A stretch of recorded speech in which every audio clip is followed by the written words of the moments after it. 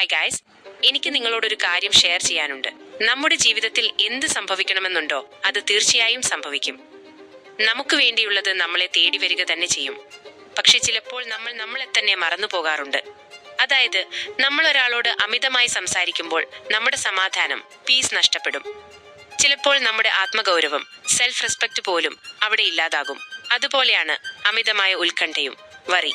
അത് നമ്മുടെ ആരോഗ്യത്തെ നശിപ്പിക്കും. ദേഷ്യം പിടിച്ചു വെച്ചാൽ അത് നമ്മുടെ ജീവിതത്തെ തന്നെ ഇല്ലാതാക്കും. അതുകൊണ്ട് ഇതിനെല്ലാം ഇടയിൽ ശാന്തമായിരിക്കാൻ ശ്രമിക്കൂ. Be patient and be silent. നിങ്ങൾ ക്ഷമയോടെ കാത്തിരുന്നാൽ പതുക്കെ എല്ലാം ശരിയാകും.